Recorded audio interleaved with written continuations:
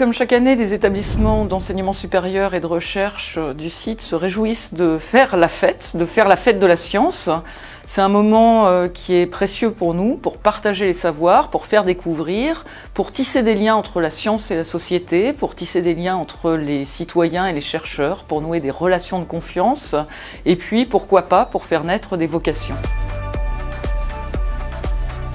Cette année, ce sont les relations entre l'homme et la nature qui sont interrogées. Cette thématique de la relation entre l'homme et la nature prend aujourd'hui un relief particulier. Ce sont des questions qui touchent à l'impact des activités humaines sur l'environnement et le climat qui vont être posées, des questions qui concernent l'alimentation et la santé, des questions qui touchent aussi à la nature comme source d'inspiration, de création, d'innovation. Finalement, est-ce que c'est pas le plus important, la relation de l'homme avec la nature ?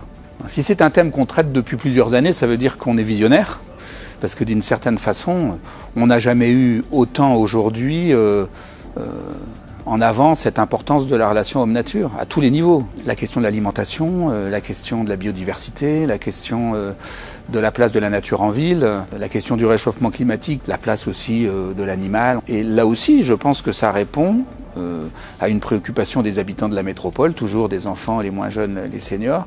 La crise sanitaire était peut-être le meilleur exemple de la fragilité de la place de l'homme sur la planète, de cette interaction indispensable avec, par moments, des retombées merveilleuses, mais aussi par moments, des événements aussi graves qu'une crise planétaire, peut-être parce que l'homme n'a pas encore tout à fait compris sa place et le rôle qu'il doit jouer dans son interaction avec la nature. Cette année, la Fête de la Science se déroulera sur de nombreux sites, dans de nombreuses communes du département et de la métropole, pour mettre la science au plus près des citoyens et pour toucher le public le plus large possible.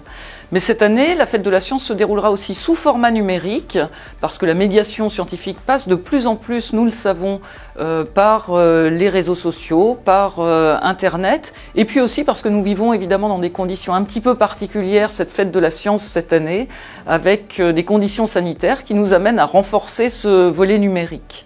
Cette période sanitaire difficile a quelque part aussi des effets, je dirais, positifs sur le changement d'habitude.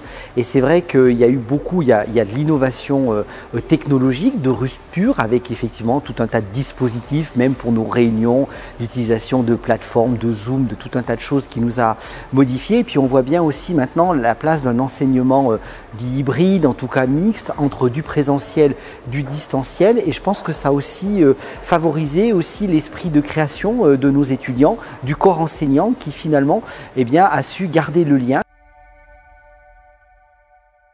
Cette fête de la science effectivement est particulière cette année, qui chaque année met en contact les chercheurs et les habitants, va revêtir plusieurs formes cette année, des formes numériques, mais également encore quelques formes en présentiel, qui vont permettre finalement d'avoir un temps de respiration pour se projeter un peu au-delà de notre année Covid. Les chercheurs, effectivement, ont toujours une place importante parce qu'on attend qu'ils répondent à nos questions ou qu'ils nous aident à se projeter dans le futur. Moi, j'aime bien dire que les chercheurs sont aussi valorisés dans le sens où souvent les enfants rêvent d'être chercheurs. Il y a combien d'enfants ont rêvé de devenir archéologue, astrophysicien, paléontologue, océanographe. Alors, au-delà de ces rêves d'enfants, finalement, les chercheurs nous aident aussi à nous poser des questions et pas simplement à avoir nos réponses. Et c'est par ce phénomène incessant de questions-réponses que l'on construit l'avenir. C'est une question fort intéressante. Les chercheurs sont là pour faire progresser la société. Et ils sont dans l'idée d'une fête de la science ouverte à tous, les chercheurs sont aussi là au service de la société et doivent chercher pour tous. Et donc effectivement, dans le niveau de recherche, vous avez de la recherche fondamentale, de la recherche plus opérationnelle. On a de la recherche très liée au monde économique quand on parle ne serait-ce que des vaccins. Et en fait, ce monde de la recherche est un monde qui doit en même temps passionner, mais qui en même temps est un monde nécessaire et utile pour la vie en société. Je pense que dans ce pays, on a des chercheurs qui cherchent, on a des chercheurs qui trouvent, on a des chercheurs qui font progresser la société. Donc on a une recherche, je pense, complète. Voilà à quoi servent les chercheurs. Pour inventer finalement le monde de demain, on sait bien maintenant que les sources d'information sont multiples et on attend de plus en plus que le chercheur soit au contact du citoyen pour lui expliquer, pour débattre, confronter les points de vue et inventer des modes participatifs pour construire la ville de demain.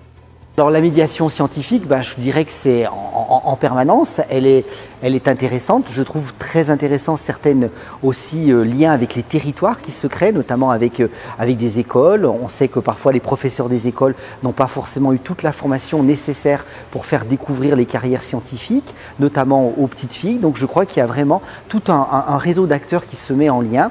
Dans la métropole de Lyon, il y a beaucoup d'acteurs et que ce que vous appelez l'écosystème fait que beaucoup s'y intéressent. C'est peut-être aussi parce que la fête de la science a été bien organisée chez nous et qu'elle répond aux souhaits de tous les habitants, les jeunes, les moins jeunes, finalement d'en savoir un peu plus.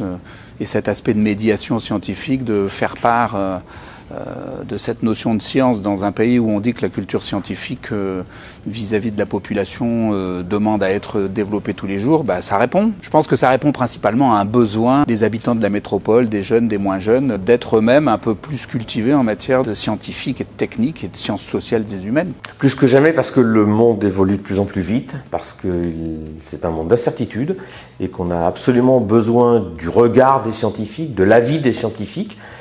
La décision doit rester aux politiques, à la légitimité du politique sur le scientifique. Mais pour construire cette relation, il faut qu'on progresse. Bien sûr, il y a un comité scientifique, mais de manière beaucoup plus large, il faut que tous les politiques, à toutes les échelles, apprennent à côtoyer les scientifiques, que les scientifiques apprennent à côtoyer les politiques, que les médias apprennent à travailler eux aussi avec les scientifiques, et que le citoyen découvre aussi l'apport des scientifiques dans la vie de tous les jours. Je crois que tout d'abord, c'est une bonne communion de l'ensemble des acteurs, que ce soit les acteurs de la recherche, que ce soit les acteurs du monde académique. Tout ça, dans le cadre du schéma enseignement supérieur recherche innovation, a été très clairement inscrit avec une volonté de la région, comme ça a été fait encore lors de la revoyure du schéma, de pouvoir, de l'Académie de Lyon en passant par l'Académie de Clermont et l'Académie de Grenoble, de pouvoir mettre l'ensemble des acteurs de la CSTI, entre guillemets, en lien sur l'ensemble du territoire, avec cette spécificité régionale, d'avoir une identité finalement assez nouvelle, des Rhône-Alpins, des Auvergnats d'un côté, et c'est de pouvoir, sur ces thèmes indispensables, sociétaux, sur l'obscurantisme, sur la discussion des vaccins, sur la place des femmes, sur l'attractivité des carrières scientifiques, sur la 5G, de pouvoir qu'il y ait un continuum au sein de la région sur toutes ces discussions. Alors c'est important, et la ministre l'a dit, parce que jamais on a autant eu besoin de la science dans la crise sanitaire. On l'a vu, pour la première fois, un président de la République a entouré la décision politique d'un avis d'un comité scientifique. Et il était nécessaire de maintenir la fête de la science, qui est le lieu incontournable de l'échange entre la société, le citoyen, les enfants et le monde scientifique, et notamment les scientifiques. Très heureux que, effectivement, sous toutes ces formes, avec tous ces partenaires institutionnels, des métropoles, des associations, des collectivités, des universités, des centres de recherche, on puisse quelque part favoriser cette découverte aux plus jeunes, sur les milieux parfois plus éloignés. Vous retrouverez également toutes les actualités scientifiques des établissements d'enseignement supérieur et de recherche sur le site Pop Science, un site sur lequel, tout au long de l'année, nous faisons la fête de la science et nous procédons à la diffusion scientifique. Je remercie pour leur implication les chercheurs, les enseignants-chercheurs, les doctorants aussi qui se sont impliqués dans la préparation et qui seront présents tout au long de cette fête de la science. Je remercie les très nombreux partenaires, le rectorat, les enseignants du primaire et du secondaire, les bibliothèques, les musées, les MJC, les associations, tous les acteurs socio-culturels et les collectivités territoriales qui contribuent à cette fête de la science. Merci aussi aux partenaires qui financent ce bel événement, l'État, la région, la métropole et la ville de Villeurbanne.